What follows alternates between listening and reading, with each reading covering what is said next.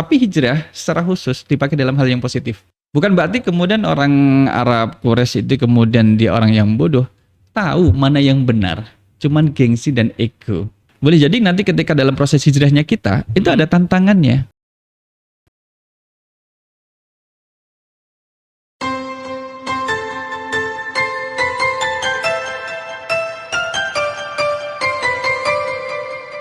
Assalamualaikum warahmatullahi wabarakatuh. Sahabat Orasi, berjumpa kembali bersama saya Fikri Madani di Orasi Podcast, obrolan seputar Islami. Nah, kali ini tentunya saya tidak sendirian, sahabat Orasi, bersama narasumber kita kali ini ada Ustadz Talkis Nurdianto, LC, MA, PhD. Assalamualaikum Ustadz. Waalaikumsalam warahmatullahi wabarakatuh. Oke, namanya bahagia sekali nih Ustadz. Hari ini memulai hari dengan berolahraga. Oke, olahraganya apa nih Bu ya? Aduh, jogging kita mah cukup 5K. Waduh, keliling dari mana ke mana Bu ya? Dari depan kampus ke samping kampus. Jadi cukup 3 kali putaran itu udah dapat 5K. Habis Tuh, muter lalu menyehatkan. ini nggak makan kan Bu ya? Habis itu kita nggak makan, cukup sarapan saja. Sarapan itu nggak makan ya. Oke, sahabat Orasi, kita kali ini bakal ngebahas dengan tema hijrah. Nah, teman-teman pastinya banyak tafsiran apa sih itu hijrah dan lain sebagainya. Ada fenomena artis hijrah dan lain sebagainya. Tetapi kali ini kita nggak bakal bahas artisnya ya teman-teman ya. Karena di episode kali ini kita bakal ngebahas hijrah. Karena sekarang di bulan Zulqa'dah ya Bu ya, akan memasuki tahun hijriah yang baru di 1446. Betul kan Bu ya? Betul, sekarang kita di bulan Zulhijjah dan nanti akan masuk di tahun baru 1446 Hijriah. Oke, nah lalu sebenarnya makna dari hijrah sendiri apa Bu ya? Oke, bismillahirrahmanirrahim. Kata hijrah sudah populer ya di kalangan kita. Mau yang dari generasi muda sampai tua itu sudah kenal lah. Lagian juga kita pakai dalam kalender kita, Hijriyah. Nah, itu kan dari kata hijrah juga. Maka itu sebenarnya dari kata terdiri dari ha, kemudian jim, kemudian ra. Jadi kata hajarah yang bermakna berpindah. Orang yang berpindah dari satu tempat yang lain namanya hijrah. Nah, kata ini kemudian memiliki makna umum dan juga khusus. Kalau secara umum, setiap kita berpindah dari rumah ke sini, kita berhijrah. Berhijrah juga. Berhijrah. Dari sini nanti balik lagi ke rumah, berhijrah juga. Tetapi menjadi makna khusus adalah perpindahan ya. Bagaimana kemudian masa lalu Rasul SAW dengan para sahabat berpindah dari Makkah ke Madinah. Nah, ini disebut dengan hijrah makani. Hijrah tempat. Perpindahan tempat dari satu tempat yang lain. Tapi ada makna yang lain. Makna hijrah itu bisa selain dari hijrah makani, ada juga hijrah amali. Amali itu kan amal perbuatan. Perbuatannya. Jadi kalau hijrah amali berarti berpindah dari satu perbuatan ke perbuatan yang lain. Keadaannya Bu ya? Betul. Jadi seseorang melakukan perbuatan apa, kemudian itu ditinggalkan, kemudian melakukan yang lain. Ada yang ketiga, hijrah niat. Apa Bu, perpindahan dari satu niat pada niat yang lain. Yang biasanya memiliki satu niat dan niat itu ditinggalkan, kemudian niat yang lain. Tapi hijrah secara khusus dipakai dalam hal yang positif. Oke. Misalkan kalau tadi hijrah makani, berpindah dari satu tempat yang lain. Nah, tempat yang kedua ini lebih baik daripada yang pertama. Kalau hijrah amali, amalan dari satu amalan ke amalan yang lain.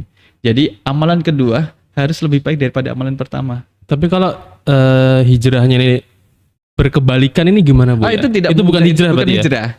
Itu namanya balelo. Itu membangkang. Sama seperti orang istiqomah. Istiqomah kan dalam kebaikan. Istiqomah menahan diri dari hal yang buruk, tapi tetap dalam kebaikan, ketaatan. Tapi kalau ada misalkan, saya tidak sholat, saya tetap istiqomah sampai sekarang tidak sholat. Itu bukan istiqomah. Karena istiqomah dipakai dalam hal yang positif, yang menilai baik. Sama dengan hijrah juga demikian. Ketika menjadi makna khusus, dia itu dipakai dalam kebaikan dan hal-hal yang positif. Oke.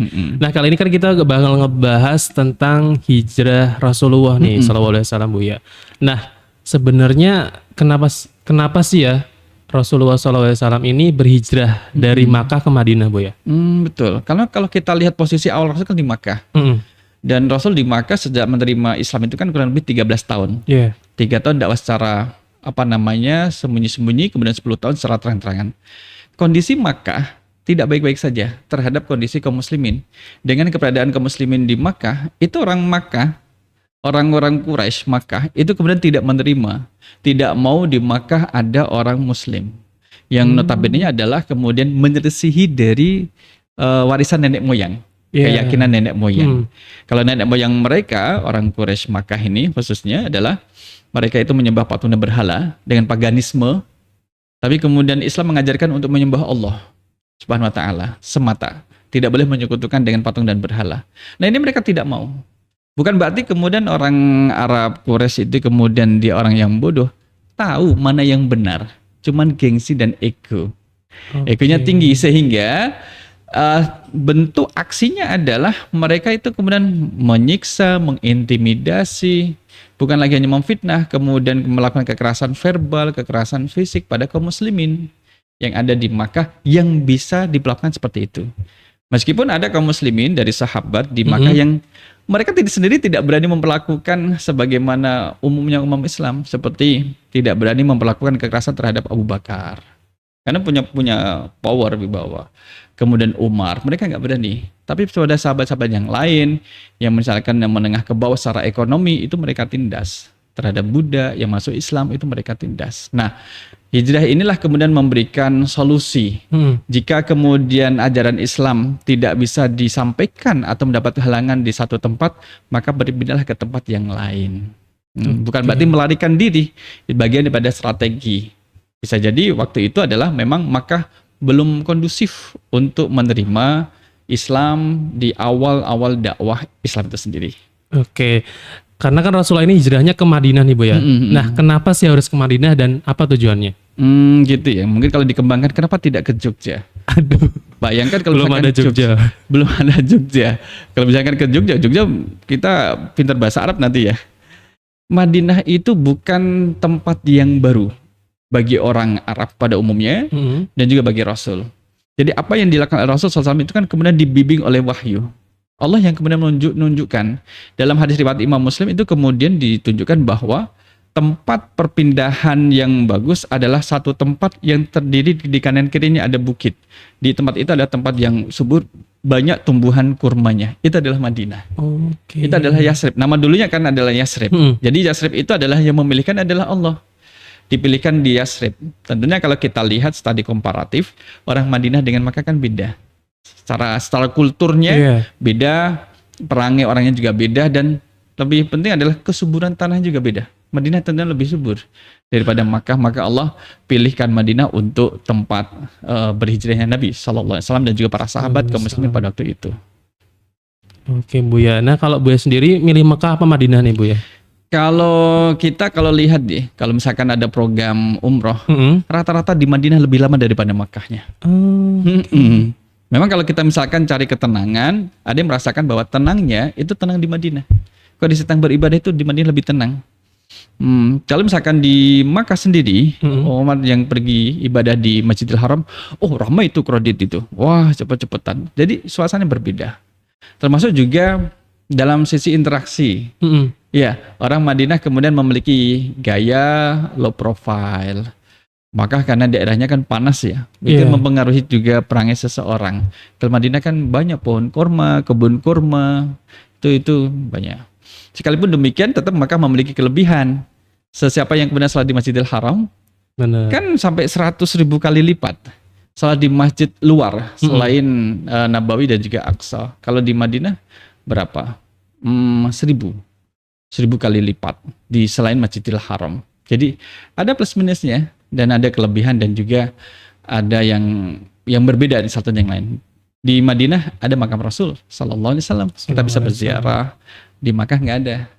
Nah, itulah kemudian kelebihan dan juga hal-hal yang ada di Makkah tidak ada di Madinah, ada di Madinah tidak ada di Makkah. Jadi kalau milih orang saling melengkapi Bu ya. Saling melengkapi. Kalau kita biasa hidup di kampung ya milih di Madinah. Oke, nah kalau tadi kan tujuannya berpindah ini memang Madinah pun daerahnya lebih enak Bu ya, secara kultur dan lain sebagainya. Nah kalau dari hijrah sendiri nih Rasul dari Makkah ke Madinah ini ada pengaruhnya nggak ya Bu ya? Kalau kita lihat dari sisi ada dua pengaruh besar ya yang muncul. Satu adalah masalah agama, pengaruh agama. Yang kedua adalah masalah ekonomi. Nah, dari sisi agama ini tentunya Islam lebih berkembang di Madinah kala itu. Ketika kemudian di Makkah itu diintimidasi, nggak bisa berkembang, tertekan, mau beribadah juga nggak bisa, terancam, terawasi, kemudian tertindas. Maka di Madinah justru kemudian kaum muslimin itu membangun satu masyarakat madani. Nah, di sana kemudian Islam berkembang, justru mewarnai ajaran-ajaran Islam di Madinah itu kemudian mewarnai kemasyarakatan masyarakat yang ada di Madinah. Jadi orang Madinah sendiri itu malah menerima dengan mereka tabiat yang kemudian yang tanah yang subur, orangnya juga low profile, kemudian santun, penyabar, itu malah cocok untuk mengembangkan Islam. Ini satu benefitnya. Islam berkembang di Madinah. Yang kedua adalah dari faktor ekonomi. Kita tahu bahwa orang Arab Mekah itu kan suka berniaga. Iya, benar. Nah, kalau mereka berniaga ke Syam kan lewat Madinah. Satu sisi di Madinah itu dikuasai oleh kaum muslimin. Yang notabene dulu mereka tindas siksa ketika di Mekah. Nah, orang yang mereka siksa, tindas ini sekarang berada di Madinah, mau nggak mau mereka kan harus ke Madinah juga. Iya, harus lewat juga lewat nih, Madinah. Nah, ini kemudian mereka menjadi meradang. Orang-orang Arab, Quraisy, Makkah itu menjadi meradang, marah dia. Karena Madinah dikuasai oleh orang kaum muslimin. Sedangkan omset perdagangannya orang Makkah dalam satu tahun itu kurang lebih adalah 4 juta dinar. 4 juta dinar, kalau satu dinar saja, satu dinar emas itu adalah 4.950.000. Misalkan kita bulatkan menjadi 5 juta, udah 5 juta kali 4 juta berapa? 20 T. 20 triliun, itu omsetnya.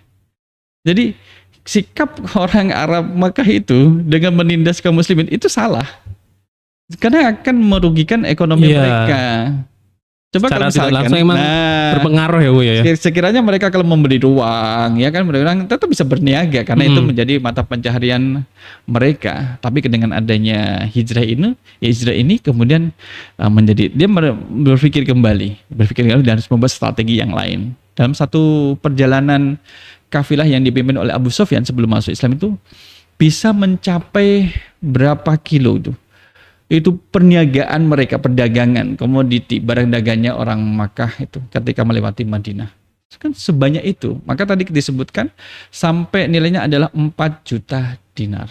Nah, ini sebenarnya orang Arab Quraisy Makkah dengan mengusir kaum muslimin itu ternyata merugikan mereka. Jadi sesiapa yang kemudian mengusir kaum muslimin dari tempatnya agar orang Islam itu keluar, itu akan merugikan dirinya sendiri. Oke. Meskipun sekarang ini loh ya, sekarang ini pun bisa terjadi, bisa terulang lagi peristiwa zaman dulu. Benar juga ya Bu ya. Betul. Nah, oke sahabat orasi, kita masih menarik dengan bahasan hijrah Rasulullah SAW dari Makkah ke Madinah. Nah, kalau kita berkaca nih Bu ya dari surat An-Nisa ayat 11, ini ada nggak sih korelasinya? Nah, kalau kita lihat dalam surah An-Nisa ayat yang ke 100. Oh iya 100. 100 deh. Ayat yang 100 kan yang berkaitan dengan masalah hijrah ini. A'udzubillahi minasyaitonirrajim. Wa may yuhajir fi sabilillahi yajid fil ardi muragaman katsiran wa sa'ah. Nah, karena kita artikan dengan dan sesiapa yang berhijrah di jalan Allah, niscaya mereka akan mendapatkan bumi tempat hijrah yang luas dan rezeki yang banyak. Ini kan terbukti. Ketika kaum muslimin berhijrah ke Madinah, bahkan di Madinah itu menjadi berkembang. Ekonomi orang Madinah berkembang, yang sahabat Ansar, sahabat Muhajirin juga kemudian ekonominya berkembang, membangun ekonomi keluarga dari dasar, dari awal, dari nol kemudian terus berkembang. Dan memang bumi Allah kan tidak seluas daun kelor. Di satu tempat tidak bisa berkembang Islam, pindah ke tempat yang lain ternyata lebih berkembang. Satu tempat Islam tidak diterima, ternyata di tempat yang lain begitu diterima. Nah, ini sama dengan hadis Rasul SAW. Dalam hadis innamal a'malu binniyat ya. Innamal a'malu binniyat wa innamal likulli imri'in ma nawa. Faman kanat hijratuhu ila Allahi wa rasulihi fa hijratuhu ila Allahi wa rasulihi. Wa man kanat hijratuhu lidunya yusibuha aw imra'atin yankihuha fa hijratuhu ila ma hajara ilaihi. Jadi setiap amal memang setiap amal itu ada pahalanya kan, dan pahala itu tergantung dari amal dan niatnya masing-masing. Sesiapa yang hijrahnya karena Allah dan Rasulnya, maka dia akan mendapatkan pahala. Orang yang kemudian berpindah dari Makkah ke Madinah karena Allah dan Rasulnya, maka dia akan mendapatkan pahala. Tapi kemudian sesiapa yang berpindah dari Makkah ke Madinah, ya, karena seorang perempuan, ya Ummu Qais, yang dalam hadis disebut dengan Ummu Qais. Jadi dia berhijrah dari Makkah ke Madinah karena perempuan yang dicintai itu hijrah, maka dia ikut berhijrah, ikut berpindah dari Makkah ke Madinah. Fa hijratuhu wa man kana hijratuhu lidunya yusibuha aw imra'atin yankihuha. Siapa yang berhijrah karena dunia, ya, atau perempuan yang ingin dinikahinya, fa hijratuhu ila ma hajara ilaih. Dia akan mendapatkan itu. Tapi apakah dapat pahala? Ya tidak. Kan dia tidak meniatkan itu karena Allah. Nah ini sama kalau tarik sekarang ini, siapa yang kemudian meninggalkan tempat yang buruk kepada tempat yang baik kalau karena Allah, maka dia akan mendapatkan pahala. Misalkan di satu tempat untuk kontrakan, wah tidak kondusif, baru baca Quran, kemudian kamar sebelah atau tetangga sebelah atau warga sebelah kemudian rusuh dengan lagu musik dan sebagainya. Mau kemudian berangkat ke masjid, kemudian terus ada aja jalannya itu kemudian ada ya tidak kondusif untuk dilewati. Ya udah deh, saya bismillah, saya berhijrah ke tempat lain yang lebih mendukung misalkan. Atau karena satu daerahnya, mohon maaf, ada binatang anjing banyak yang kemudian bisa mengejar, menggonggong, menakut-nakuti. Ya udah deh, saya berpindahlah dari kontrakan ini, dari kosan ini, karena sini banyak binatang anjingnya yang tidak terkerangkeng. Maka saya pindah ke tempat lain yang lebih kondusif dekat masjid. Nah itu juga bermakna hijrah. Kalau itu dilakukan karena Allah dan Rasulnya, maka dia pahala. Tetapi orang yang kemudian berhijrah dari satu tempat yang lain. Kenapa kamu misalkan pindah dari prodi mahasiswa nih, dari prodi A ke prodi B? Kamu kan di prodi A, kenapa pindah ke prodi B? Iya, pacar saya kuliah di prodi B, saya mau pindah deh. Oh, bukan karena ingin mendalami ilmu di prodi tersebut. Enggak, karena saya mau mengawal pacar saya. Nah, ini sama seperti orang yang berhijrah dari Makkah ke Madinah karena perempuan yang ingin dinikahi. Sebab tidak dinikahi sama orang lain. Ya Allah akan kasih. Allah akan kasih. Kamu hijrahnya karena perempuan toh, ini tak kasih. Kamu berpindah program studi karena mengawal pacarmu kan, ini jadilah pacarmu dan sebagainya. Tapi bagaimana pahalanya? Ya nggak dapat dong, dia tidak meniatkan karena Allah dan Rasulnya, tapi kemudian karena karena perempuan yang ingin dinikahi atau karena duniawi, ya dia akan mendapatkan apa yang diinginkan. Sebenarnya rugi yang seperti itu. Tetapi dalam surah An-Nisa ini jangan khawatir, bumi Allah itu luas. Bumi Allah itu kemudian luas. Dilanjutkan lagi ini. Wa may yakhruj min baitihi muhajiran ila Allah wa rasulihi tsumma yudrikul mautu faqad waqa'a ajruhu 'ala Allah. Bahkan orang yang kemudian keluar dari rumahnya dengan berniat berhijrah karena Allah, ternyata di tengah perjalanan meninggal, wafat, itu dapat pahala hijrah dia. Nah ini kan kembali pada niat, maka hijrah itu kaitannya dengan niat. Niat gak hijrahnya itu kuat tidak niatnya, karena Allah atau karena siapa? Nah ini juga pelajaran bagi kita semua. Kadang kita melakukan kebaikan, karena siapa? Wah biasa ya, saya biasanya kayak gini. Oh, bukan karena biasa, tapi harus diniatkan karena Allah dan juga Rasulnya. Oke, berarti sama halnya kalau misalnya ini ada mahasiswa yang pengen kuliah di Jogja nih misalnya, boleh ya, niatnya karena menuntut ilmu atau pengen jauh dari orang tua, itu beda juga ya Bu ya? Iya, itu beda juga. Bisa jadi meninggalkan rumah, iya benar, pindah ke Jogja, ya kan? Kenapa milih di Jogja? Iya, pacar saya kuliah di Jogja ya gitu. Itu berarti ini bukan hijrah yang dimaksud ini. Tapi kalau misalkan, kenapa kamu meninggalkan kampung halaman ke Jogja? Saya ingin mendalami bacaan Al-Quran saya. Lah kenapa pilih Jogja tidak tempat lain? Di Jogja ada rumah tahfiz, ada kemudian halaqah tahfiz. Saya mau bergabung di situ, biar nanti terkondisikan hafalan dan juga bacaan Al-Quran saya. Itu bagus.